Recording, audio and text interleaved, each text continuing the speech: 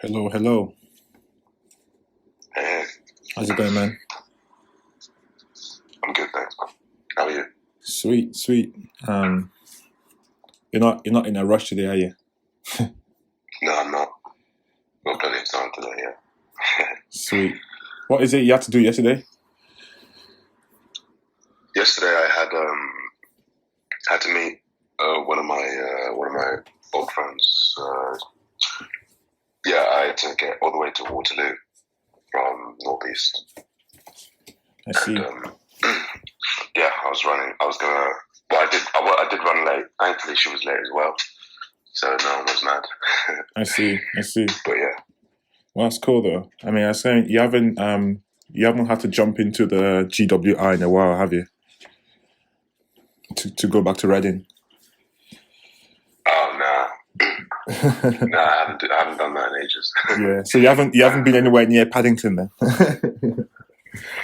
No, the closest place I've been in Paddington is, I think Chelsea's near Paddington, right? Sort of. Perhaps. Not too sure. Yeah, I went to see a friend there. Yeah, that's close up into that to there. I see. I see. Yeah. I thought of I remember you mentioned something yesterday actually about the hiring stuff that you did. Actually, I just thought about it. I thought before we jump into the conversation, I was going to quickly ask you about it. Um, Yeah.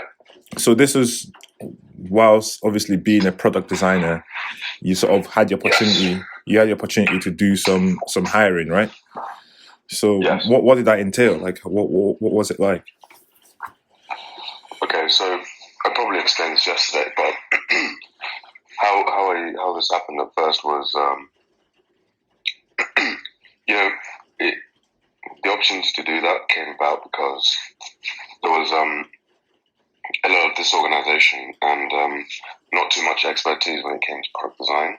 Mm, And also, I guess broadly on the product team, the head of product hadn't really organized that sort of thing very well. Even my interviews, they were pretty lax and they lacked any technical sort of proficiency or seeking to understand technical proficiency.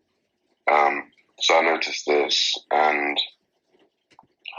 there was nothing that existed anyway. There was no documentation of who we want to work for us. mm, There's no description of a process of teasing out how to discover the right people. Basically, nothing existed, and it was like, well, people just did interviews and made them up on the spot. This is problematic for many, many reasons mm. because it really makes it subject to anyone's whim who gets hired if there's no sort of centralized mechanism of making sure that we're hiring from the same mentality. Yeah. And so what I did, like I said yesterday, is I simply just mentioned this to the head of products, and I sort of said, "Yeah, I'm passionate about this sort of stuff. I listened to a lot of podcasts and I've read a lot of things about how startups hire, and so when the opportunity comes, I wouldn't mind being participating in that." And then a week or so later, the opportunity came. Many opportunities came. I teamed up with the PM. We created a plan. We did it on Notion, Mm-hmm. and we had different phases for the interview, and basically the phases were, my philosophy at the time is I want to simulate the real problems that are taking place in the organization or problems that tend to take place, and get the applicant to prototype their mechanism of dealing with it. Mm-hmm. And so I thought about doing the whiteboarding exercise where I came up with an imaginary brief and basically asked the participant to brainstorm and then to make a quick wireframe. And the reason I wanted to do this was, like I said, to prototype the real world environment at Zilch, which is you have to be thinking about briefs, and someone who's experienced has a mechanism by which they deal with that. And there's a standard model to some degree, and I'm trying to find out whether they understand that or not. But before, there was no that didn't exist at all, really. And so I think really the reason it all happened was there was just disorganization, and everyone knew it. And as soon as I volunteered to participate in resolving it, they were happy, and they let me do that. And so, yeah, that all came to an end. Go on.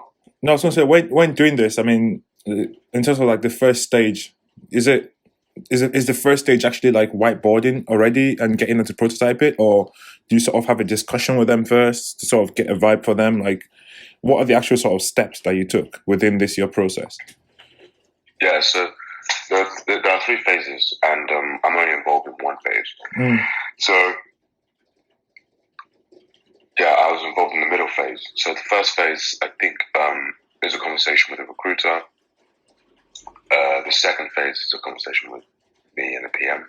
And the third phase is a conversation with the head of product. And I was only in control of the middle stage. I see. So you're looking for more like practical sort of skills, I guess, from them at that point. Exactly. Yeah, that's pretty much it.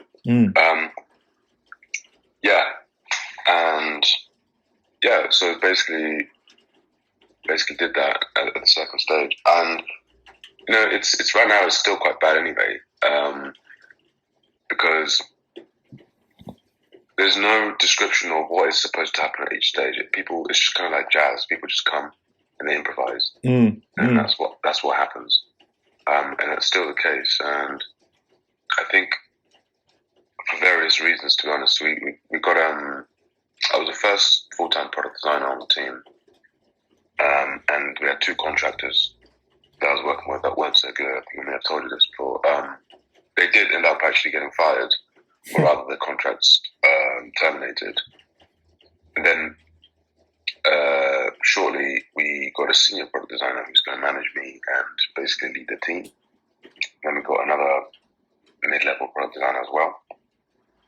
And so the senior product designer has had a lot of experience, and she's very headstrong and knows the direction that she should go to. And so basically, slowly but surely, she started taking over more and more interviews. But the point to make here is, I suppose, the way that transpired was not very good, because her interviews were in the jazz style of improvisation. She didn't have like set questions to ask. It was very broad and very relaxed. And basically, she would make her decision as she's interviewing someone, and she'll message me, like, because we partnered up for a few interviews. She'll message me saying, "This person's awesome. I'm going to hire them," which is kind of like intriguing, because I'm the partner in that particular circumstance, so we're supposed to collaborate. But yeah, slowly but surely, things like that kept on happening. I'm not too mad about it, because interviews did become a bit of a handful. Anyway, whilst I'm supposed to be completing some briefs and stuff like that, and I've got like these interviews sprinkled out throughout the week for an hour long, and they're very exhausting. So yeah, I'm just glad that I actually participated at the start.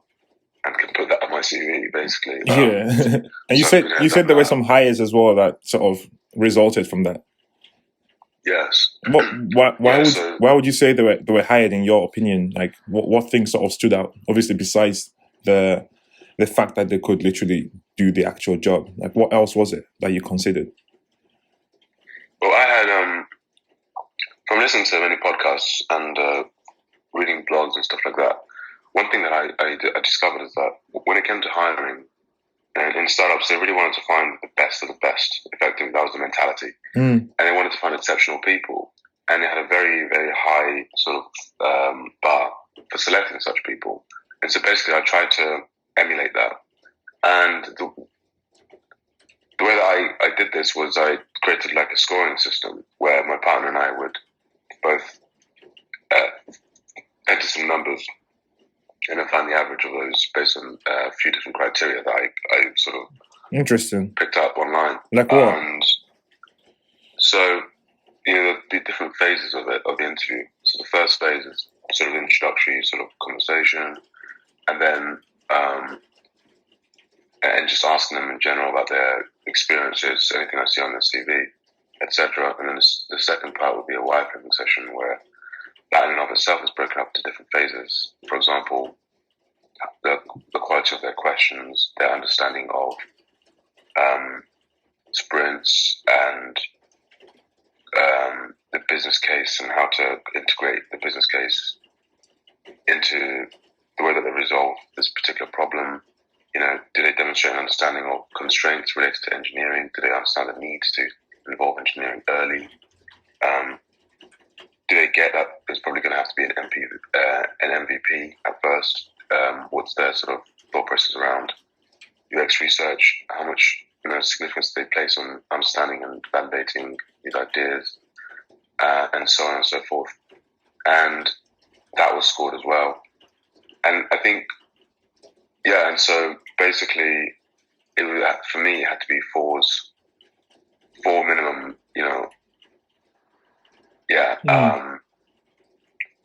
and so basically, that's how it was scored, and that's one of the ways that we used to sort of make it a little bit less biased. I see. And to create a justification for why we're doing this, but we didn't solely rely on that. There was some part of it which is like intuition, but certainly we had many things to write and think about, because there's lots of criteria. So that's pretty much how I selected that. And so I think in the end there was a product designer. I think there's 2 product designers and 2 PMs. That's good. That I was directly involved with. And the head of product was he was extremely trusting, and so whatever we told him, he'd definitely take on board. And and actually there was a good disagreement on the teams about a certain candidate. I wanted to put him forward because I thought it was great. He's working with us now, and he is great. But a lot of trust was placed on me at the time, and he was hired primarily because of my thought process there. And it's turned out to be quite good. But I think the way that I stumbled into this was definitely luck, and I have my audacity to thank for even thinking that I could suggest this, and in the end it happened to work. But yeah, that's pretty much the story of that. I hear that. I was going to say, one of the most dreaded questions usually for interviews, especially within like startups or just tech companies in general, is tell me about yourself. What are people looking for, or like what do you reckon, like, or what would you say that interviewers or companies are looking for when they ask someone to tell them about themselves? Well, so I mean, the first thing is that in a lot of cases, they're not actually looking for anything that they can define. They'll tell you a bunch of things, but a lot of it is just people just follow the standard model. So if I asked my manager what she's looking for, she would tell you some things, but in reality, it's nothing concrete that she's looking for. She's just making an introduction. She wants to make the person feel comfortable. Primarily, that's literally it. But for me, if I were to ask this question, I suppose what I'd be looking for is, I would have obviously created some criteria about the kind of person I want to find. And in the passage where they describe these things about themselves, I'd see whether any of those things that they said resonate with the criteria. For example, if I want to find someone who can think laterally and rapidly produce ideas and can think creatively and innovatively, perhaps when they describe things about themselves, they may say things which indicate that. For me, always everything has to be a function of a bigger picture, not simply something you make up on the spot as a mechanism of breaking ice. So the short story is, when it comes to the real world, at least from my experience, they're not actually looking for anything explicit. It's kind of made up, to be honest. It makes sense. It makes sense, actually, because it's sort of, a lot of people say you just want to try to get a vibe of the person, so see the person's problem solving skills, because it's such an open-ended question, or maybe gauge your creative, skills as well, because it's such an open-ended question. But then, because what I'm trying to figure out is, on the candidate level, like if I was to help a candidate get a job, it's like what sort of advice would you give and to the candidate in terms of answering that question? Because like I know you said it's open ended, but then at least what sort of tips or what sort of insights can they pull out? Because for example, obviously it's good to look at the job description, right? And it's good to research in the company, know what sort of stage they're at. Are they at the sort of traction stage or growth stage, or have they just had some like some new funding or something? Are they looking to scale? Have they just launched a brand new product? So I think obviously having a solid or at least some in-depth knowledge of the company's of research is good. It would help you obviously answer the question in relation to the job and give you some more insight. But I was just going to say, do you want to add on that? Add to that? Like, is there anything like that you could possibly say to the candidate that can support and help them in an interview process? Yeah. So, I mean, first of all, the significance of researching a company, from my experience, has been very casual. That's how people generally treat this. And so, I mean, I researched the company like quite a lot, but also because I did another project for a friend at a startup who was in the payment space. I was able to use that knowledge from there. And so, I made mine somewhat academic in that I thought about it very, in a very organized way. But I think the main thing is that they can say whatever they want as long as they think it's like, as long as they know that it's something that the interviewers want to hear. So it doesn't have to be specifically about the company or the understanding of that. I mean, I think it's hard to answer this because, like I said, no one really, like from my experience, it's not methodological what they're doing, and so I can almost say they can say whatever they want as long as they know that what they're saying is good, is articulated. That's pretty much it, and makes them seem like a friendly person. I think that's pretty much one of the things people try to look for. Yeah, because culture is a big part of it. Exactly, that's pretty much what I'm trying to tease out. I think when they said, I don't know what the first question they asked me was, but what I did, I just basically gave a quick synopsis of my career up to now. How I ended up in this space, and that's pretty much it.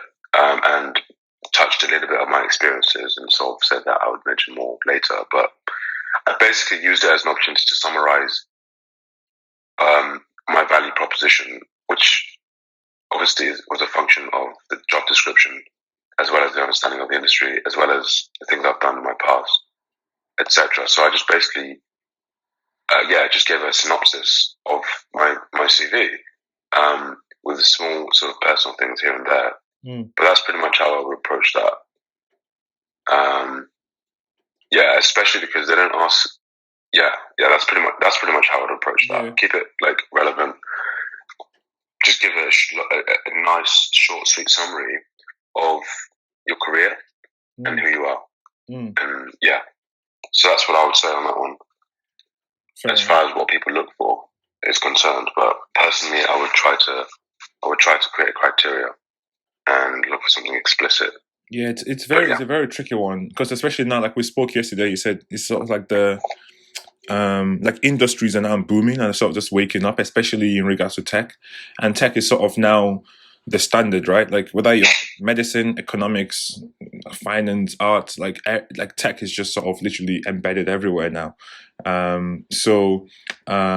It's interesting because there is this new boom where there is so many opportunities, there's so much funding that's gone in, lots of VCs and investors are just pouring money into the system, and it seems like there's a lot of opportunities. And I guess people who have sort of spent the lockdown wisely and sort of upskilled or just stayed relevant, I guess this is a really good opportunity for them to sort of just to really like move to the next level, right? I think that's very, very optimistic. I mean, that's very, very optimistic. there's such a shortage. It seems like there's a shortage of talent. I mean, the fact that with anyone who's looked at my resume knows that I've got multiple years of experience. Mm. My years of experience don't span that wide, and yet, people contact me for senior roles quite frequently, and I'm just sensing that there's just so much movement in the market right now, and they're trying to find people, and also, there's a lot more trust placed on portfolio and skills rather than years of experience. True. And so, yeah, right now it's definitely a great opportunity to skill yourself up. It's a really good point you've made there. Very, very good point. Because I always say this. I've had people that I'm sort of like mentoring or like helping with, like, upskilling with the career, and they're like, "Oh, but the job says 3 years, 5 years," and I was like, "Look, just ignore how many years the job description is saying. Just pretend like it's not there. Like, apply for the job as though you are." You can do the job, right? Like, apply for the job and present yourself as someone who can do the job, as opposed to someone who is, as you said, quote unquote, qualified. And related to that as well, I would urge everyone not to. I mean, at the point at which they're applying, hopefully they've done a few projects, maybe for some friends and stuff like that. But yeah, I would urge people not to necessarily refer to themselves as juniors, because let the interviewer place you in where they think you should be. Don't designate that title to yourself, because you're creating a glass ceiling for yourself. And so, if people want to assign a glass ceiling to you, fine, good. Maybe you are junior. But if they think you're better than that, give the opportunity to do that. But if you designate yourself as a junior, this and that, then it confines you to that box. 100%. So yeah, I want the interviewer to judge for themselves. If they're interviewing me, they've seen my resume, they know how far it spans. But if they believe in me, then that should communicate. But yeah, I will definitely kill my opportunities to if I sound junior. And furthermore, I had an initial call one time with Soldo. So I think it's really? No way. Yeah. No way. I was just looking at them recently. Yeah. They just had I don't know, Series C, was it? Yeah. Among the biggest in Europe, right? It's insane. They just got so much money, like 180 mil, yeah. Yeah, absolutely ridiculous. So it was actually one of the earlier ones. I think I was just still wrapping up my portfolio and stuff like that. So yeah, this initial screener interviewed me, and she asked me to name my salary expectations, and I said, 25 to 35, roughly speaking. And instantly she was put off that. Now, that was a big learning moment for me at that time, because she's obviously interviewing me for, like, it was a maternity cover role, and it was paying around 50. And so she's obviously seen my resume and portfolio, and then she's like, okay, this is a viable candidate. Let me interview him. And now I'm designating myself to a much lower status by naming a really low salary. Yeah. And so I stopped doing that. I stopped. I just let them give me rough guidances for the numbers, and went with how I felt. Just maybe like 10% above that or whatever. So that was pretty much it. Interesting. And then from then, I just never named the salary first. I let them do it, and just wanted people to define me. And if it's good, I'll accept it and agree. If it's bad, then I'll challenge it. But yeah, never confine yourself to a lower status. True. Because there's always a possibility that someone thinks you're higher status. So that's why I learned with Soldo. She was definitely turned off like instantly. She was like, "Oh, wow, this role is definitely not for you," which is kind of funny. And then I just stopped doing that. No, I did put this. I did put a post on Instagram about using price as a filter mechanism, and I was referring it on a client basis. But it says this is so true as well, because if you're to switch that, if you're to switch that round, and you are the client, and you're basically asking them for 25 to 30K, they're like, look, this is a low value client, right? Yeah. Right, yeah, pricing is very important. Pricing is very, very, very important, yeah. Psychological component, right, exactly. And so, yeah, it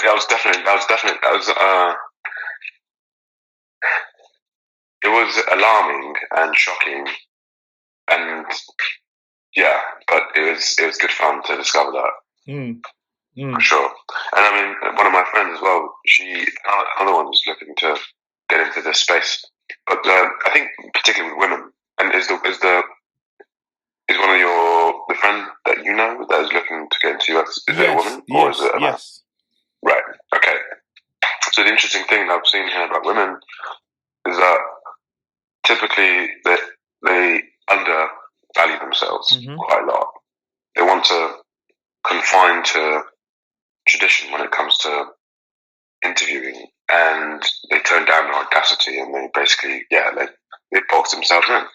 And so a lot of them who I know will classify themselves as juniors, will sort of say that, oh yeah, I'm going to do an internship and this and that, and they want to follow the proper channels, the channels they perceive to be proper, but they don't see themselves as being capable of finding alternative mechanisms of getting there that are quicker and perhaps even better. And they don't view themselves as being deserving of something higher because they don't see themselves as being that. And so there's always this reluctance to take risks and to apply for really aspirational roles in companies. No, I completely agree with that. From my experience too, that's been the case. I've had a few clients. I just remember one client I had, and we're launching a brand, launching a business, and the whole time it was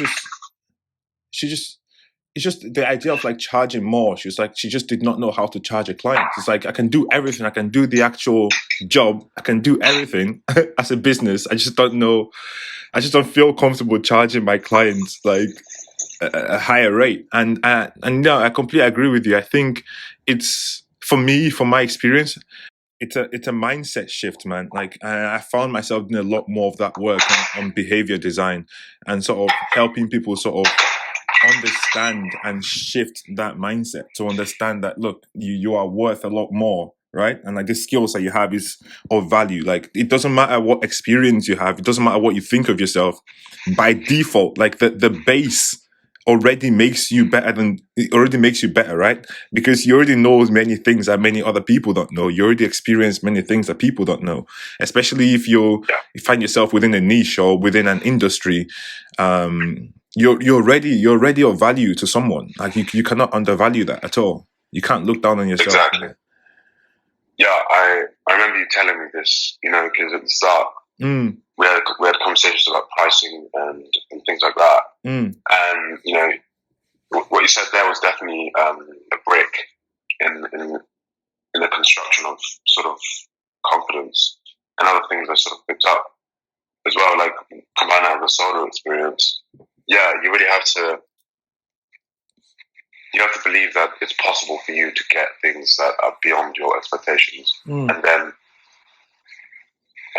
sort of seek those opportunities. I mean, I think the future favors the audacious, right? And yeah, you kind of have to be like that. Very true. And you're right. When someone wants to speak to you, they're speaking to you because they think you're good, and so give them even more justification to think you're good and awesome. I found that I performed quite badly when I rehearsed specific questions. I would spend ages like finding mechanisms of so I'd have all the possible questions and I'd categorize them into behavioral, sort of practical work related things, relationships and stuff like that. And I spent weeks sort of culminating this at some point, just finding every single question there could be. And then what I did was I grouped the questions based on how they could be answered, so that I would subconsciously know as soon as I hear a question, I know what category it comes under, and I know what answer to pick. And all of my answers were pre-written. It covered absolutely as many scenarios as possible, and they were written modularly as well, so that I could interchange one experience for another experience, so I can answer this particular question. I really made it sort of like a logical thing, like gears. When inside of a gearbox, when the cogs switch to change the ratios, and that sort of process where you can change things modularly and at a sort of snap of fingers. And I wanted them to be perfect based on industry standards and what people sort of view, how people would answer those questions. And sort of and then what I did was, because I was really obsessed with Mandarin at the time, I was using Duolingo to learn. I fell in love with the gamification mechanism, and so what I did was I would rehearse these questions. I'd make a Google Forms quiz. I would time them. I'd rehearse and I'd answer them as quickly as possible, and see how quickly I can answer them and how perfectly I can answer them according to the list of answers that I produced. That's insane, and the answers themselves, it was really obsessive stuff. And the answers themselves were, I did loads of things with the answers. I wrote out every single thing, every job I've ever done, and I wrote out, this is basically based on what I picked up online, and I tried to squeeze the skills and the outcomes of every single job I've done to be something which is mentioned in product design. And that's pretty much how I wrote it. So if anyone were to ask me anything about my career, I could tell them what I did in that role that was different, but there would always be something about there which demonstrates my thinking in product design, etc. And then same thing for my cover letter as well. It was really obsessive how I did this, but I think that helps. I suppose in the long term, it didn't really succeed because when it came to the interviews, I was so uptight and I couldn't really get lost in and just enjoy the moment. I had to always think about, am I answering the question correctly? Am I answering the question not correctly? So I had an interview with one of those large agencies in London. They're an advertising agency. I don't know what they're called now, but I've done work on Disney, Nike, Discovery, NASA, etc. And I thought it was a great opportunity. But I had this interview, and I was so uptight, and I was trying to make sure everything was perfect. And the thing is, before an interview, if I did it this way, I would have to rehearse and just basically do a quick quiz before I started again and again to make sure I remember everything and I'm up to date with it. Like quickly revising for an exam, using flashcards, that kind of thing. But it was just so nerve-wracking and confining that I couldn't actually be myself in the interview, and that actually harmed me a lot. And so I just literally completely ditched this. And what I did was I relied on myself to intuitively take myself to the right place when it comes to research. I started doing minimal things, and I started sort of researching something about the industry, something about the company itself. But that's pretty much it. And for Zilch, I researched almost nothing. I mean, I was helped by the fact that I'd done a previous project for someone, and actually I liked what they were doing, and I did listen to a podcast, but it's nowhere near as in depth as it would have been before. And I didn't try to, I didn't rehearse my actual answers, so it was very natural, and that was resoundingly successful. And with other sort of interviews as well, that's pretty much what I did. And I couldn't believe I was getting away with that. I couldn't believe I was getting away with doing so little, just relying on my intuition and sort of improvising, and engaging people's emotions and just being really passionate. That in and of itself was way more valuable than having the correct answers. And so it was basically a superpower that I discovered at this point in time, and I never stressed about interviews ever. I never viewed it. If someone said that, if they email me saying I'm going to call you tomorrow for an initial screening, before what I would do is just like, okay, I'm going to revise this and have a look at that. But now it's like, cool, fine, I'll talk to them. I can just be myself. And I mean, this is definitely, I would say that this isn't good for the industry. You want to give people opportunities to be themselves, but also you need to know exactly what you're looking for, because you're hiring for a specific role. even if you're looking for a journalist, you need to know how do you identify that, and you need to be very explicit in what you want to know. And I think in an ideal scenario, perhaps a person should rehearse and find things. I think it should be difficult, and like requiring a thought and slightly intimidating, but that's just not how the industry works. It's very relaxed. People are really nice. They just want to see if they like you and if you're not terrible. Yeah. And so, yeah, I mean, I'm still having trouble accepting this because even now I have debates with my colleagues about the rigor of the interviewing system. Now, in America, if you're interviewing for a lot of roles for this tech company, there can be like 5 phases, 5 goddamn phases to the thing. But we had 3, and it's just significantly less. And each of the phases in the States, in American tech companies, they're rigorous. People know exactly what they're looking for. They're looking for explicit and specific answers. But here, in my experience, it's very casual.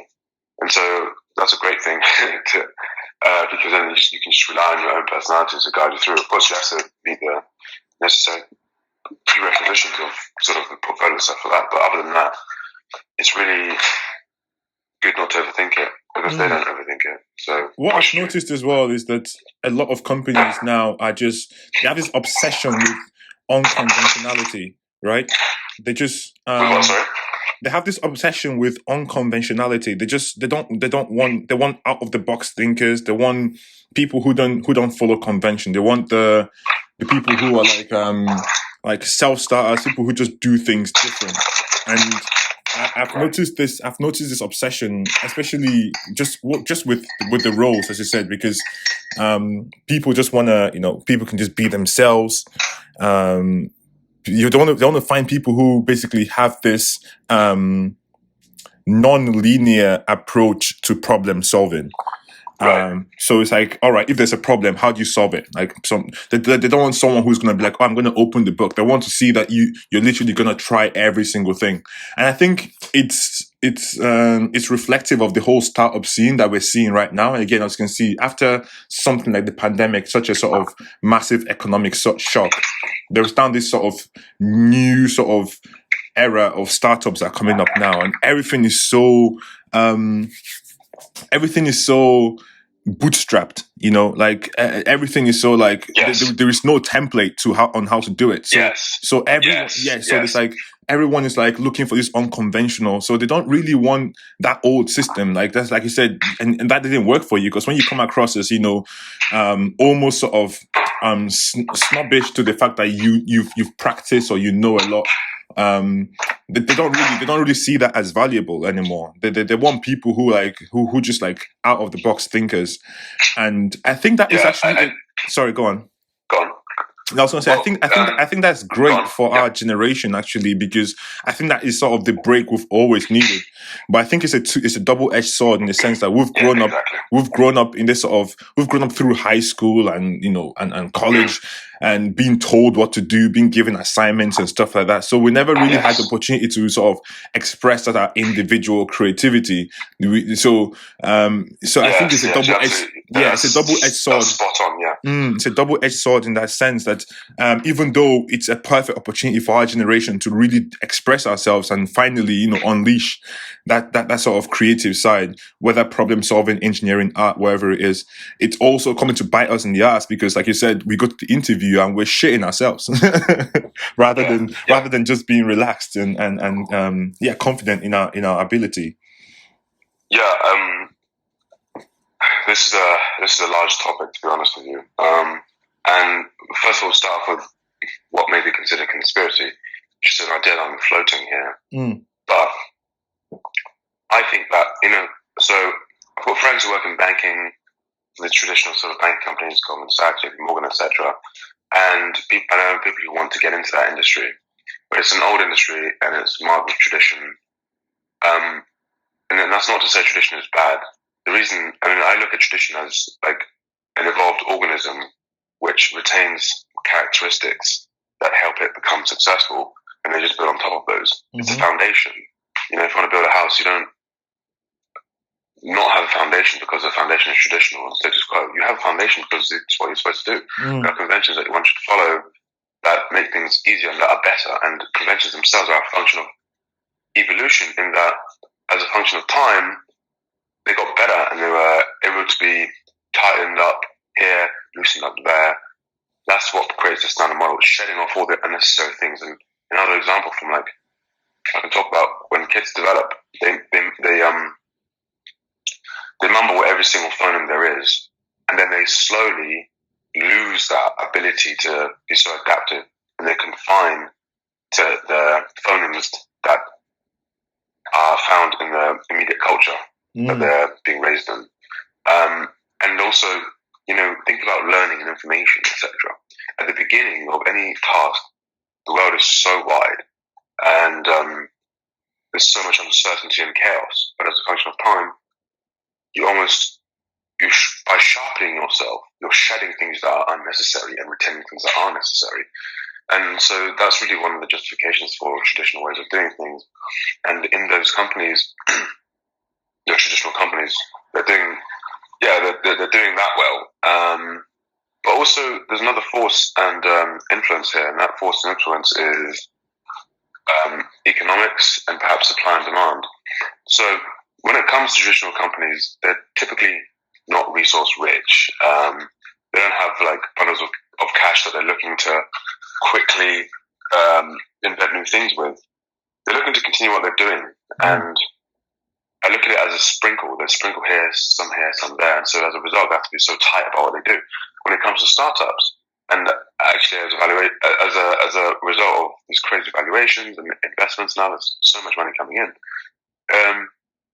because there's so much prosperity, and optimism, that I believe that trickles down to the way they interview. When you after payday, you're going to do all sorts that you wouldn't do during the month, and then maybe during the month you regret it because it's like, okay, now I have fewer resources. I wish I hadn't done that. Well, I think decadent is how to describe it. I really like that analogy. I like it. I see. So when it comes to hiring, I see. In tech companies, especially here in the UK, there's just so much relaxation because everything is going to be all right. The future is bright, and as a result, they're looking to find people they like. Yeah, it's very much become a culture play in the UK. I've definitely noticed that. It's 100%. Exactly. I think the interviews are 90% culture. Legit. I think it's a big mistake, to be honest. But there's plenty of opportunities in that, and there's plenty of good in it. But this it shouldn't be 80% or 90% culture.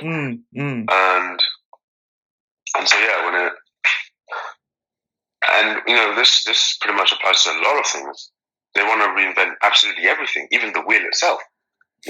It's like, I think we talked about this, but my idea, what I learned was in doing technical things or project-based work, or pretty much anything which involved an iterative thing, maybe writing or whatever it was, something that involves intense concentration and iterations, is that you don't reinvent things. You don't start from scratch, ever. You use pre-existing models, things, when it came to my answering my interview questions, I literally just copied answers and just changed things here and there. I just literally copied answers, so my mentality was never start anything new. Just start with what already existed and make it, and calibrate it. Adapt it to yourself, yeah. Exactly, but in doing that, you appreciate the significance of what has existed. And why would you go through millions of years of evolution to reinvent the wheel? It already exists, so use the wheel and build a car instead. And when it comes to processes and startups, well, at least from my own limited experience, this startup, they want to reinvent absolutely everything, including the interview. But why not rely on some of the traditions of how we've always done interviews and look at if there's any justification for doing those things? At the very least, do a cost-benefit analysis on the pre-existing things. Don't just want to reinvent everything, because what happens when you reinvent something is that you end up getting the thing that already existed before, because those people who toiled for decades, etc., went through many thought processes to produce what currently exists. And you're going through the same thought process, but in a much shorter time to produce something which, in the end, is going to be mostly a poor replica of that. When Elon was starting off with SpaceX, tried to buy some ICBMs from Russia because it was a pre-existing system, and he could basically bootstrap and change things here and there to make it suitable for that particular. You know, when he was building Tesla, he started off with the Lotus Elise at the time as a foundation for starting off. And that's why the car resembles the Lotus Elise. It's like significantly larger, but it was a starting point. And the whole point at the beginning was simply to swap out the internals. But they ended up having to redesign everything. But it was a place from which to start. But it wasn't like, let me design a car. Okay, I'm going to go and get inspired and think about absolutely everything from the ground up. No. And at the beginning as well, they weren't vertically integrated. They became vertically integrated as a function of reducing stress, pain, more than trying to be innovative. They were trying to chase loads of suppliers from everywhere, and they realized this is so bloody painful. We have to fly around the world to speak to these suppliers in Taiwan, suppliers in Vietnam, in China, etc. And if there are delays, and everything is fucked up, and then the cost of doing that is going to be ridiculous. I mean, the Roadster was going to be way more expensive at the beginning if they were going to rely solely on the suppliers, and things just didn't work, so they just ended up having to do it themselves. But at least they went through the traditional route of seeking what already exists, you know. No, I completely hear that. And that's one thing that I see is sort of there's a disregard for the wonders of tradition in favor of just pure exploration. But yeah, that. No, I used to be like that. I learned that the hard way though. And I to some degree, I'm happy because, like I said to you yesterday, I tend to move fast, so it means that I make mistakes quick, and I learn from it quick. I've learned that a lot. Even personally, from like projects I've worked in or building frameworks or systems. I've tried to completely just create it from scratch. But like you said, you can't just ditch, many of the systems that exist are really, they work because they've stood the test of time. They've gone through decades or even centuries of testing and evolution that has led to them having that rigidity and structure that they have. I mean, I've even seen it right now with, even now moving to Sparetime version 3 now that I'm building. And it's much more seamless for me right now because I have a better regard for the existing systems, and it allows me to leverage it even much better. I've found. Yes. Exactly. I think, the significance of just honoring what pre-existed is so useful in many different ways, and also it reduces the complexity that you have to deal with, because if you reinvent something, then you're basically involved in the fruition of every single component of it, even parts that are really complicated and unnecessary, but you're going to oversee absolutely all of that and try to reinvent that. Why? Just rely on something that already exists and find out where the opportunities lurk. I think the thing that's, and so, and so when it comes to our generation, we definitely have been taught like a prescribed way of doing things, and that way definitely clashes with startup culture, 100%. I would say so, but if someone were to pick a path for interviewing, I would say that generally, it's probably better to stick with some level of tradition than it is to be in chaos and uncertainty. And you just launched Sparetime version 3, and I'd love to hear about that. But not yet. It's the ideation I was telling you about. Sure. So I finally got the architecture together, and it's taken me years to get to this point. But it's a lot more. So I've adopted a microservices architecture to it. So all my years of cloud architecting is paying off. Yeah, definitely. I would definitely like to discuss that with you. Definitely another time. Sure. Just the fact that I've got that is just a great point, because for me, Sparetime predominantly it's more about the philosophy of Sparetime, as you know. And then obviously the architecture then comes next, and then the structure, and then the actual sort of, the interactive layer sort of comes last. But I think it took me quite a while first to get the philosophy down, and then now getting the architecture together is actually quite fun. Yeah, I mean, the reason I was mentioning it was you're talking about the architecture. Mm. I mean, so, but and also from other experiences is that resources are tight, or rather, even with something like Zilch, if we're trying to do something, because of simply economics and time, etc., we don't want to reinvent the wheel. We can't. We know we can't. We have to rely on things that pre-exist. And I think that's just such an important lesson. It's like no one wants to do that. Like the engineers do not want to do something new. They will always rely on something that exists because it's easier and it gets the job done. And so that's just definitely an analogy for pursuing certain things. Is start with what exists. But then I could totally be wrong, because if it is the Wild West out here in fintech or in tech in general in London, then the reliance on tradition may sometimes be a hindrance, since everyone is eccentric and is looking for more eccentric people. Yeah, I think mostly in fintech though. I see that happening a lot in fintech. Oh yeah? Because a lot of people just have lost faith in the system as it is. Right. Yes, they definitely have. Yeah. So, what are the things you find yourself doing now within your role that you just never expected? Like, because I know you said you've basically grown like 3 years in the span of the the time you've been working there the past few months. So, what are just the new findings that you've come across in that time? Yeah, I think I touched on this yesterday in part, but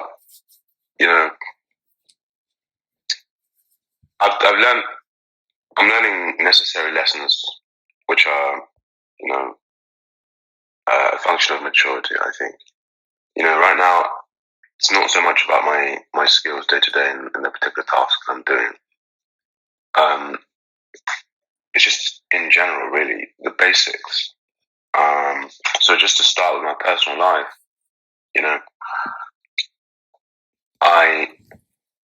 I'm realizing the significance of being healthy, having a healthy mindset, and the routine I used to have to meditate, cold showers, etc., to go into the gym. Because I'm not doing that so much now, and I'm seeing the impacts of it. Yeah. And so that's just like one very simple thing that I'm learning to honor and appreciate. Before I did it, but I took it for granted because it was very easy to do it. My life wasn't so chaotic, and so I was like, yeah, of course I'm going to do this. But now I'm not doing it. I'm realizing the hole that it's leaving. When it comes to, and then it really does harm my ability to be introspective. Like when I started that, I was doing all these things, and it was going really well, super duper organized, and I was really well thought. I was thinking a lot about everything, but now I just don't get the opportunity. As soon as I finish work, that's that. And it's missing, really, because I really like to be way more knowledgeable about everything I do. But to do that and to be in the right mental space, it requires some sort of like spiritual intervention in that. I now need to start believing in something grand about my life. Like I need to, and to be now obsessed with getting that thing sorted out. But right now, it's like creating a sense of purpose. Is that correct? Yes, exactly. There was like a dereliction of purpose when I started for some reason. I don't know why. Maybe it's just the chaos of things. Maybe I should have taken a break just before I started. But there was something that happened with that harmed it. I think it was I did it. I got to where I was trying to get to, and now I don't know where to go next. Yes, that's part of it. And in what I was doing, there's so much to learn there anyway. And should I be thinking about doing the next thing? I've just got this great opportunity. What the hell do I do with my life? And yeah, and lots of things were culminating, really. Just the chaos of the interviews themselves destabilized me, because I couldn't really sit down to do anything because I was so excited. I was getting called every day, and it was a bit stressful, but also riveting. And I wasn't sleeping very much because my heart rate and adrenaline was just so high from all that chaos. And then as a result, I had a routine I was upholding, but then it just sort of started to slip away a little bit because of all that craziness, and that sort of rubbed off on when I started.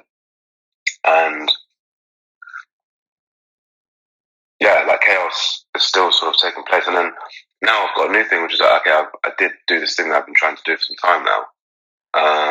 How the hell? What do I do next? I mean, does it make? Because I still have a deep passion for sort of engineering and just the technical side of things. And that's ultimately where I want to go, because I think that's going to fulfill me. But it's like, how much time should I leave? You know, it's just like, not knowing what to do next. I think I am picking that up a little bit. And when it comes to like personal life as well, you know, when it comes to my philosophy on spending money and clothing, etc., totally bereft of that. It's just like the Wild West right now. It's very decadent. It's eccentric. It's very much like the culture we're describing of tech startups. That's how I feel right now. I'm ready to do anything at any moment, but I'm not ready to do the right things at every moment. So if my friend calls me up right now, they're like, "Hey, do you want to do something?" I'm like, "Yes, I'm coming." And then maybe I may come back at like 7 a.m. Maybe I have work the next day. Who cares? Let's do it. Feels like the 80s or some sort of like time where people are just really 100%. I think you called the right time. I think we're synonymously trying to bring back the 80s in our own way. Right, exactly. Yeah, you can notice that 80s energy. I know it's a 20-year cycle thing that happens with every generation, but yeah, we're rapidly bringing back the 80s in many ways. But we don't fully understand ourselves, and I think that is where the caveat is. Our Achilles heel is that we don't quite on an individual level don't quite understand ourselves, or maybe we try to run away from it.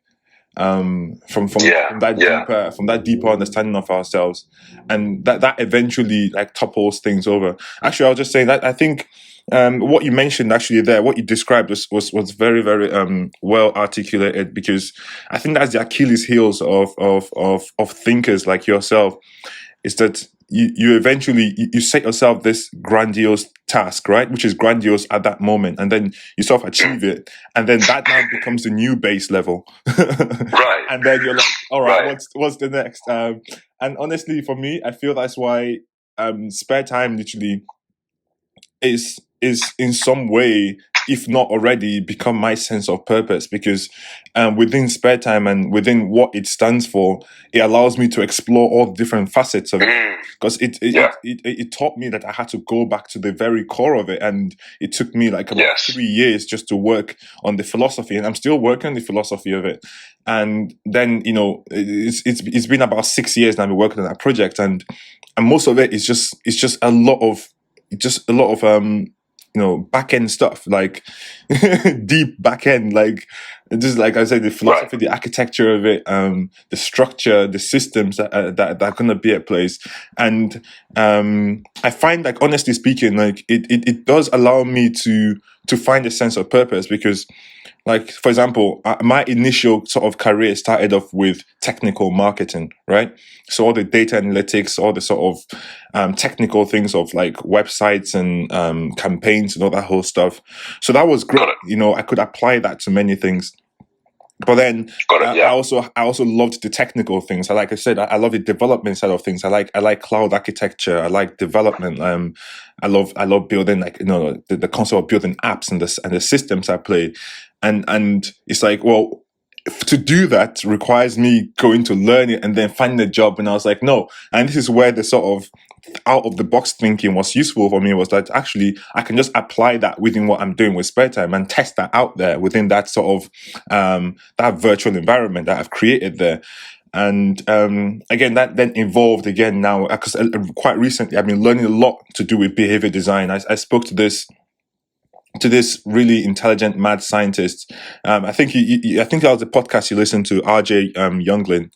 And he's an entrepreneurial scientist and behavioral scientist, and I've just been learning a lot of behavior design from him recently, about how basically we engineer specific behavior outcomes through like you can see, from product development, from UI UX, you can do that, from some sort of economics as well, you can do that, from systems as well. You can do that. Just there's so many ways in which we engineer behavioral outcomes.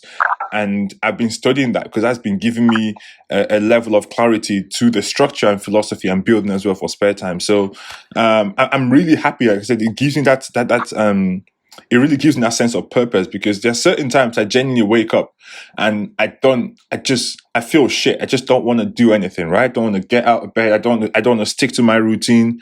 And maybe that day, for a day or two, that might be it.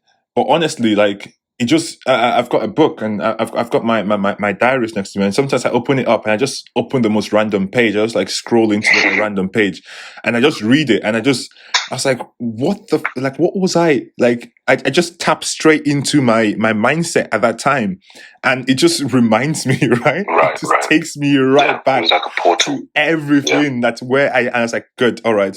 Right now, perhaps I'm not really enjoying the programming side of things or the technical side of things. So what is it that I want to explore right now? How is it that I want to express myself? And then maybe it might turn out to be the psychology of design, perhaps, or like I said, the philosophy of Sparetime, or more like the behavior side of it. Like how are people going to interact within this sort of ecosystem? So it might be something a lot more sort of intuitive and mindful like that. And then I just find myself the next few weeks, if not a month, just exploring that to its depth and to some extent even exhausting it. I'm not wanting to do it again for like another month, but then jumping onto something else. No, I completely get. So I mean, I think what you're saying is really potent. I talked about at the beginning like some sort of spiritual connection. And that is the spiritual connection for you. It's a meaning, right? And it can basically, and you have a document of thoughts around this thing. And that document, the diary, is a portal for you to access that particular mindset, that mentality that was taking place at the time, and it can guide you. It's almost like a Bible in some sense. Bible, yeah. And also there's like a long-term thinking that is involved here, which seems like it keeps you alive. And I think you'll probably agree in that as soon as you've remembered why you're doing this, everything else becomes simple, and you can do the next thing. If you need to get into a routine, you go to the gym, etc. Exactly, it's effortless. So that meaning is the fuel for everything. It runs you, and it's your energy source, and you don't have to try. It's effortless, right?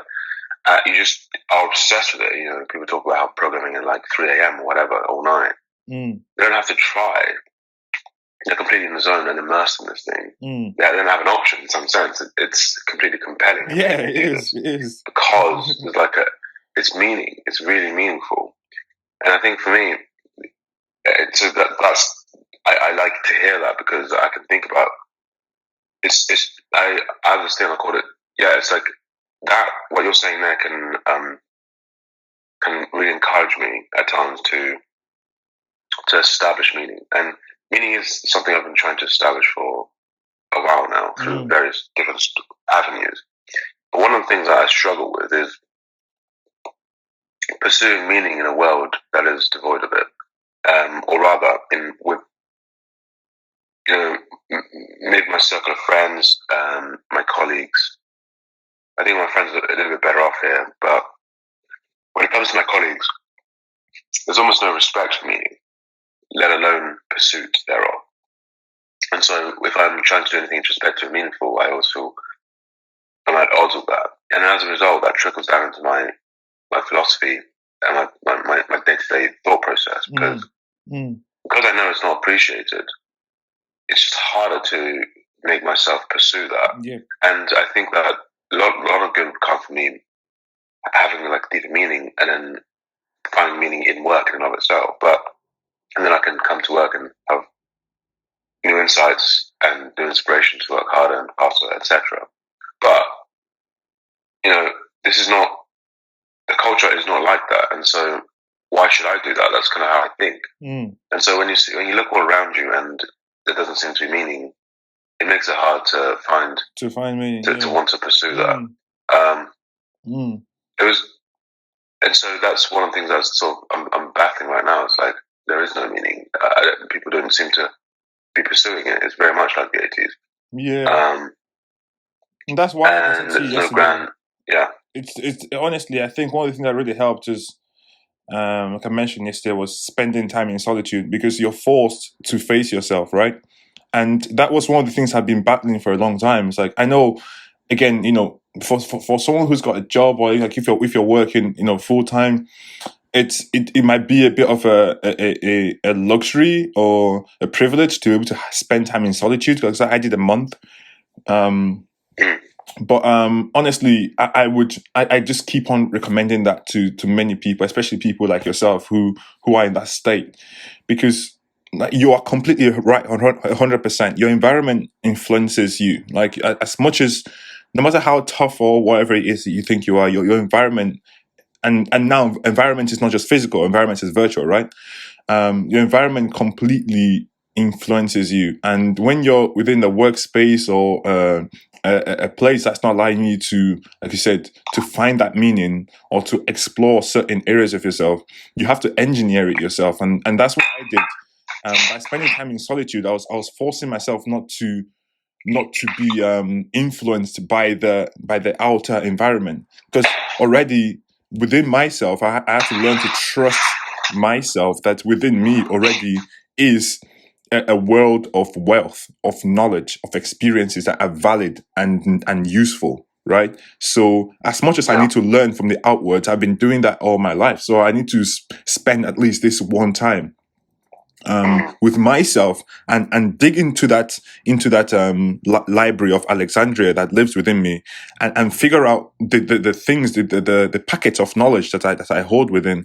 And I really found, man, honestly speaking, I still find that to be one of the most life-changing experiences I've done. So much clarity, man. I think it's as for someone like yourself, again, who doesn't shy away from a challenge, there is a lot of challenge to it, because then you want to pick up your phone and connect to people, that whole stuff. You want to distract yourself, or you want to get out. But yeah, I mean, when you can be able to battle yourself in that way, the amount of clarity and focus and meaning you unlock is can't put words to it, man. Yeah, like, I'm definitely, right now, I'm in that mindset. What you said, yeah, it really is a dream to do that, and I can see so much like validity. And one of the sort of pillars of that validity is that, what you do when you're experiencing this solitude is you've been experiencing the external world for a bit, but also you have your internal system, and there's sometimes those two things connect and resonate and are and synchronize, but only during moments of reflection. And so therefore there's like a separation between you and the world, because all you're doing is experiencing and processing the world, but you're not integrating it into yourself. And so there's a friction which is created, and a distance. And the more time, and if you're able to take yourself out of that, you can dig deep and integrate all of your experiences into your psyche, and be a person who is representative and who is balanced. And it's like the opposite of bankers, right? Bankers, they work ridiculous hours, and then, because they've had so much stimulation at work, they almost have to do something which is like they have to blow off steam now. But their mechanism of blowing off steam is also a consumption of experiences. And they party hard, they work hard, and that's pretty much the cycle they are. And that's why people think they're assholes. Their personalities are assholes, because they don't have the opportunity. And that's why they make fun of liberals, they make fun of all sort of philosophy and ways of thinking, because they're constantly stuck in this consumption system and not the integration system. And that's why they spend money extravagantly, and some of them die, some of them do cocaine.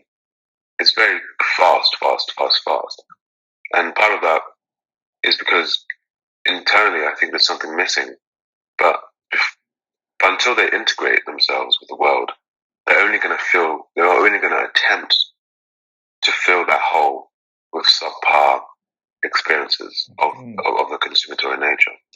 And so that's one thing to mention there. No, I find to some degree, though, we're doing that on a sort of micro level, even with social media and stuff like that, because people just, I find like there is this hunger for engagement and entertainment and constant stimulation. Like we're constantly stimulating our brains constantly. It's like, I just see it all around, like people just seeking entertainment everywhere. Or stimulation, I think is the word I'll put it, because it's not just entertainment per se. Like, yeah, and there's no awareness of like you said, of integrating that, of how does it actually integrate, like how, you know what I mean, like slowing down or paying attention. This is such a well-established thing that it's now common. Like, say 5 years ago, if you talk to someone about how the negative impact of social media, they would have not really believed you. But now it's so painstakingly clear that you don't have to convince anyone, and everyone knows that. Everyone, there's like a big boom in apps that stop you from accessing other apps. You know, a lot of people are talking about the screen time. You know, there's like a big emphasis on screen time now. So this is so obvious to everyone, and because of course it worked so well. It was studied for a long time. I mean, you may have heard of Tristan Harris. Yes, he was the guy that basically broke the news on this, because he worked at the Stanford Persuasion Center, where they were basically figuring out how to make people engage with applications, and he worked at Google as well. And this is why behavior design is very interesting to me right now, because it's all that basically. How do you get people to do things, right? And it's it's fascinating. It definitely is. It is fascinating, and even as sinister as it may seem what they were doing, but it was just very intriguing. You know, another challenge, and like deep stuff for sure. But yeah, there's no wonder why people know this, and as a result, you're in that consummatory mindset 24/7. I am, certainly, and I know that when I'm in, like when I've done perhaps something like you've done, when in solitude, or when I'm like aligned with the world, and I'm just well integrated, I can instantly recognize that, or rather reject anything which is consummatory. Like, I can be like, no, I don't need to go on my phone right now. I'd rather do this. I'd rather do. I haven't read in such a long time because reading is such a low level of consumption. It really is. It's a deep nourishment rather than consumption. Yeah, it's not. But I'm looking for sugar. I'm looking for sugar because I'm on this dopamine. Hamster wheel, and I just keep on running and thinking that I'm being nourished, but I'm just running in circles. And there's something deeper, but I can't. Well, I'm making small steps of escaping that, but certainly it's hard to escape that for sure. And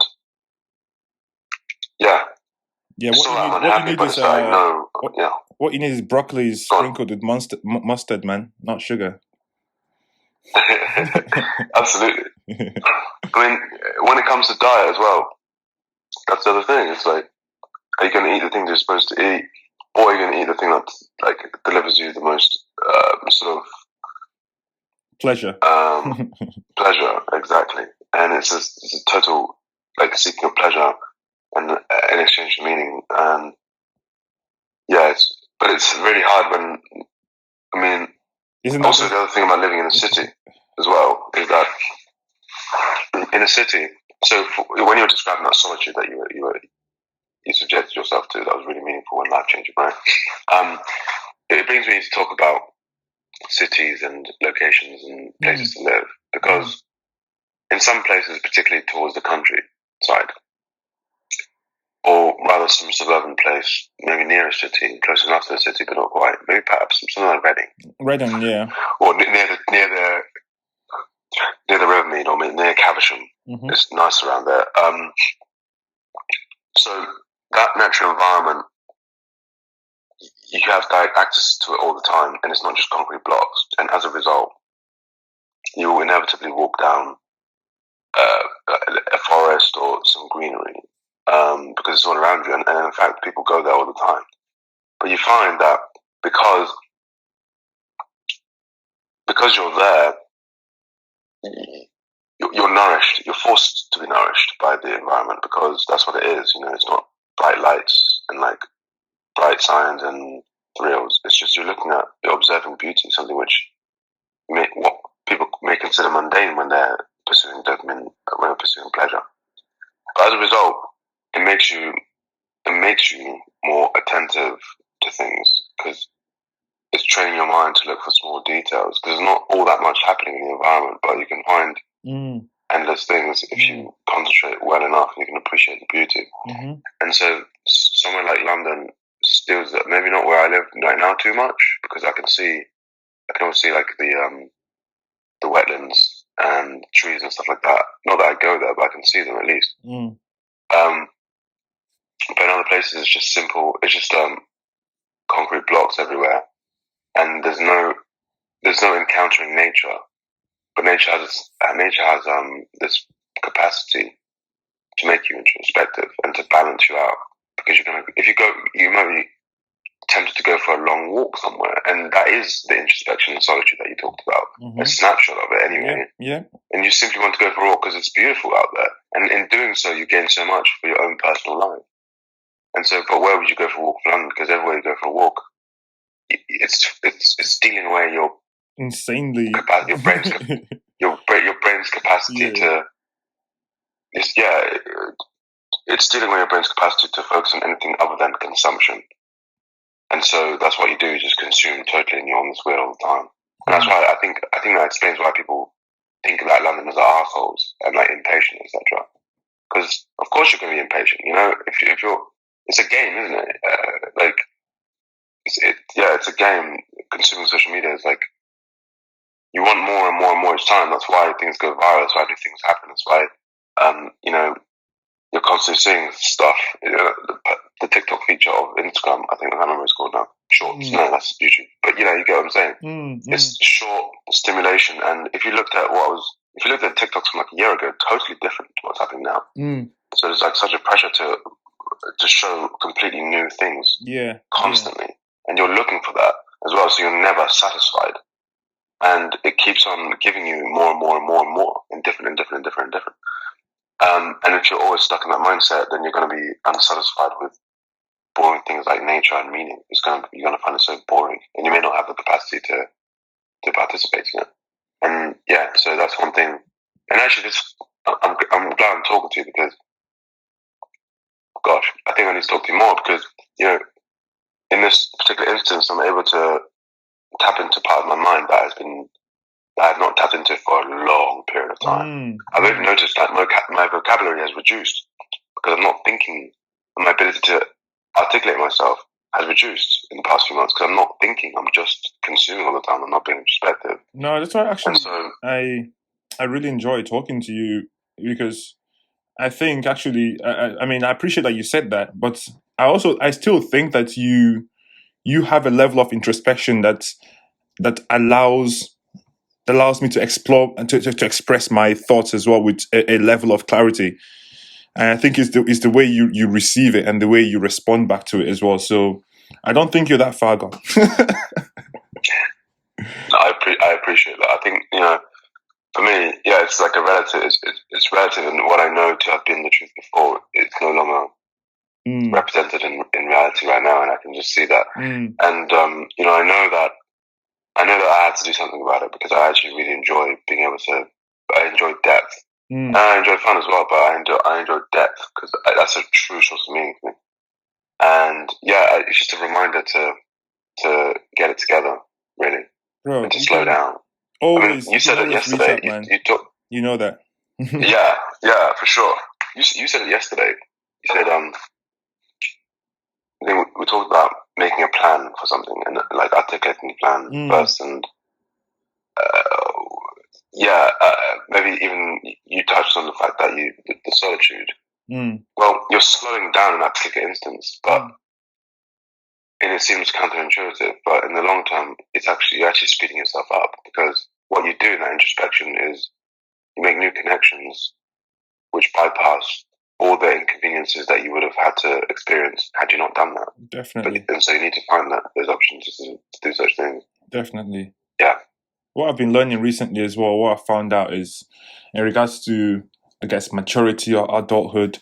And I think what I've been sort of identifying is that a lot of it has to do with balancing things, and balance has a lot to do with accountability. So Right. you have to be ready to be accountable for your actions.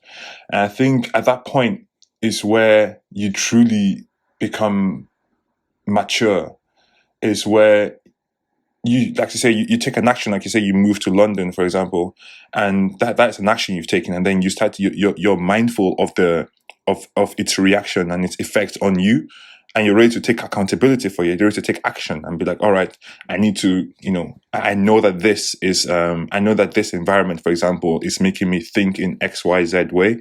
So I need to account for it in some other way. Maybe I need to work out more. Maybe I need to read more. Maybe I need to take holidays every week or every month. I go to the countryside. You know what I mean? I think is that level of actively taking control of finding that balance in your life to continue to operate as a sovereign self. I think that is really the hallmark of what a mature person is. I'm just learning to understand that. Yeah, I definitely appreciate what you're saying, and yeah, it's very, very true. 100%, I see that. That's a nice way to describe it, actually. Like, yeah, when you talk about balance, but also understanding priorities and accountability.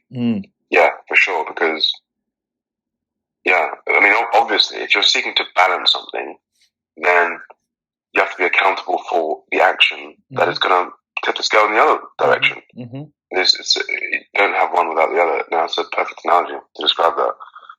Yeah, balance. Yeah, definitely. It's just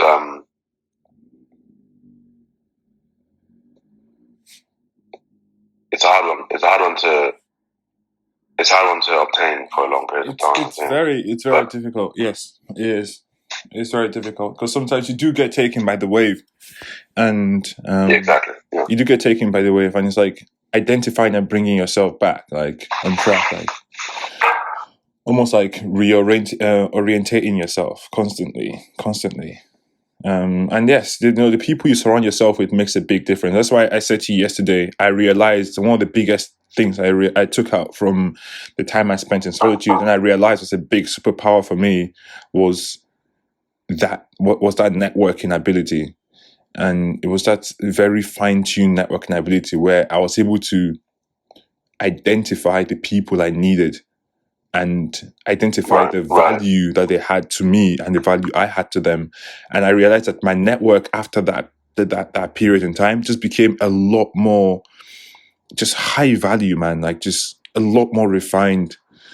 Because I found myself wanting specific things, right? And I was like, well, I'm not going to compromise on that. Like, if this person is not, nourishing me in this way or enriching me in this way, if I can't actually enrich them, because genuinely I feel a big part of me is actually being able to actually like give the gift I have. Like, I feel shit if I cannot do that. So, it's sort of like if we can't have this exchange, then we're not really of value to each other, and I don't want to compromise on that, especially right now. So yeah, coming back to what you said about. Sorry, go on. I mean, yeah, I mean, I look at like that time you spend with yourself as like doing a PhD in the doing a PhD on yourself or something. I mean, it's not like so rigorous as that, but you discover things and questions that of the highest sort of level of exploration that relate to your particular problem. And you can present that research. It's just research about yourself. And how can you get things done without sufficient research and knowledge? You can't get things done by simply jumping from thing to thing. And when when the outcomes of your research was realizing the significance of your network, that's one of your the findings that you made. But you only make findings through exploration, and that exploration is necessary. Yeah, and this is very good. have this term like data conspiracy, and and like what it is just like by seeing different data inputs, you're conspired to act in a particular way.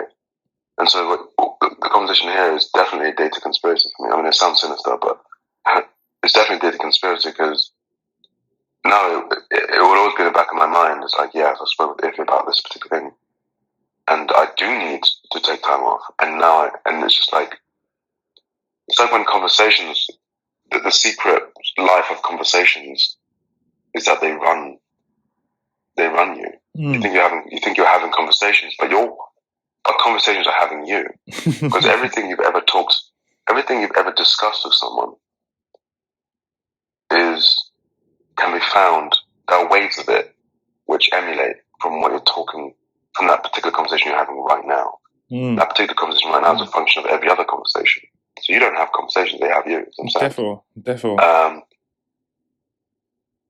Yeah, I forgot the wider point to that, but yeah. No, I mean, I was leading up to when you said about the environment and the people that you spend time with influencing you, and say be it work, putting you in that sort of detached space even from yourself. And I was like, well, it's good that you acknowledged the value that I have, that at least the value that I bring to this relationship, which is great. I really appreciate that as well, because I see a ton of value in it. Yeah, I just want you to know, I mean, there's always things for us to discuss. There's always knowledge to share. So if you ever, and actually, the thing that the reason I didn't talk to you is precisely because I was stuck in this hamster wheel thing. And it's like, you mean to tell me to slow down and to think about things? No way.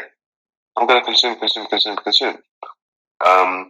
And so it was the thing that was closest to consume was basically what I did. And it seemed like a big ask for me to stop and to think. It's like, how dare you, kind of thing in myself. Not exactly like that, but essence of that.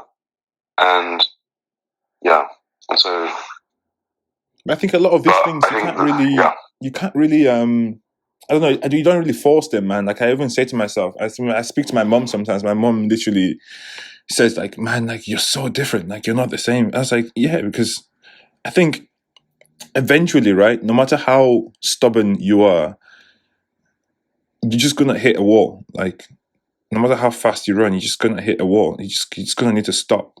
You're just gonna need to stop, and that stop can mean different things for different people. I mean, depending on how lucky you or how unfortunate you are, the stop can be death. The stop can be loss of something that is just really significant. The stop can be burnout. So it's just that stop is inevitable. And I think the good place to be is knowing that when you hit that wall, like when you hit that stop, because it is very difficult, man, to sort of live outside the simulation we're in. Like it's very difficult to, because we like I said, things are designed to move fast as it is. Yes. I mean, there's all this stimulation everywhere that you just almost, as an individual, you just cannot fight it. So it's good that we all go through our individual journeys. It's good that we all, go. And did you say stimulation or simulation? So I said we're in the simulation, right? But we are constantly getting stimulated within it. I heard both things. I was like, they both definitely work. So is it one thing?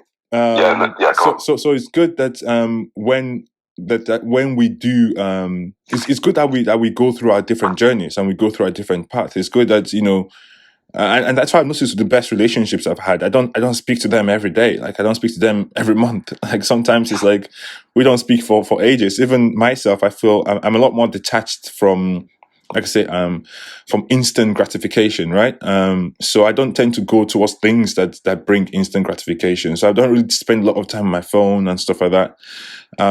So even by default, I'm not constantly like talking to people. But then I know that when I do talk to people, like that is such a meaningful engagement. Like regardless of how small or how meaningless it might seem to anyone else. Like, it's just so meaningful to both of us, or to the participants of that conversation. And I think that's just a result of the refinement of not having to have spoken constantly all the time. It's actually taking time off and sort of going through your own journey and learning for yourself, man. Like, all the stuff you said to me right now, this is stuff that I could easily be preaching or teaching or warning people about, but it's like, man, you cannot teach these things. Like, you've learned this for yourself, you've experienced it for yourself, like, you feel it right in your own heart, right? So there's no one can tell you this. So you know what you want at this point. You know what nourishment you need, and I think that's beautiful, because then once you know what nourishment you need, this is where your network then comes into play, because then it's like, all right, how can I reach this nourishment? You know what I mean? Because I know, no man is an island.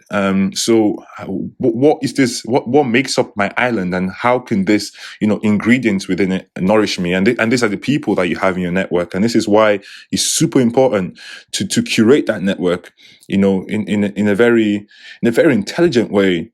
Because honestly, same for me. Like, there are times that I feel super creative, and I know I want to express that in terms of I want to explore it to its depth. And I know that people I can reach out to, and they are the craziest people, and I'll shoot the ideas to them, and they allow me to explore that idea till that idea basically just becomes intergalactic. And I'm like, wow, this is what I need, for ideating. Or sometimes I need to be introspective and reflective, and I know the people I need to reach out for that, because I know those people allow me to sort of open up to myself, right? So I think this is the brilliance of it, and I'm really, really, honestly, I'm very optimistic for our generation. I love our generation, man, because I feel like we're at the cusp, we're literally right at the bleeding edge of evolution and civilization. We are the most advanced that humans have ever been, ever, according to history, right? We are literally the most advanced beings, form of humans that have ever existed, ever. That must mean something. That's powerful as fuck. Like, that means a lot. So I'm very, very, I love us. Like, I love our generation. I love what we have. And there's a lot of weakness, yes. There's a lot of things that tear us down. There's a lot of things that, make us not even value ourselves. But then there is also all this other stuff that we have as well for each other. Now, it's beautiful. And I appreciate you, man. I appreciate you a lot. I appreciate you too. Yeah. That's a good point to end on. Like, I think you just expressed so much gratitude, but also in your explanation of in your optimism, you also expressed gratitude, because you realize there's only opportunity that lurks ahead. But in doing so, you put yourself in a mindset where you can appreciate the fact that is true.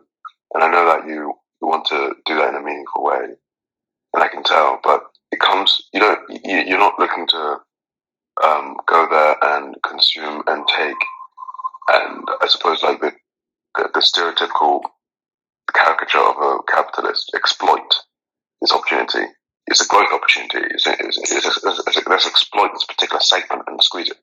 But you're looking at it from another perspective, and those people who want to exploit, it's not gratitude. It's something else. But that's what I love to see in your description of in your view of the future, because I know that if you personally want to create a future, it's going to be a future that works for people, because you want it to, because that is your goal, and so that's beautiful to see. And I may have said this in the past, right? But being in the world and interacting with the world, I know that is definitely rare, but definitely important. So